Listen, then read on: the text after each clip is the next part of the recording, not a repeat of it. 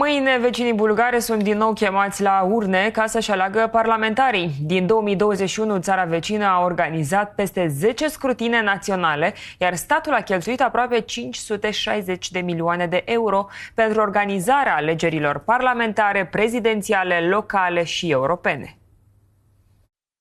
Pe 19 aprilie, Bulgaria revine la urne pentru a alege cea de-a 52-a adunare națională. Scrutinul are loc după demisia guvernului condus de Rosen Geleascov în decembrie, în urma protestelor de masă. La scurt timp, în ianuarie, și președintele Rumen Radev a renunțat la funcție și a format o nouă coaliție, care intră acum în cursa electorală.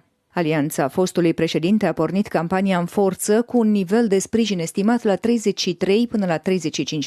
Totuși, mai multe sondaje recente indică o ușoară scădere față de avântul inițial. Всички говорим за 5+2, което, между другото, данните от изследванията са доста близки, макар и правени все пак с известно разминаване във времето. Potrivit sondajelor, Partidul Socialist Bulgar s-ar putea să nu intre în Parlament. Първо забелязваме една активизация на желанието на хората да гласуват. Сега наблюдаваме една още по-висока степен на активизация, която може да стигне до към 3 милиона и 400 хиляди, нещо, което е напълно реалистично. Rezultatele acestui scrutin vor determina și posibilitățile de formare a guvernului.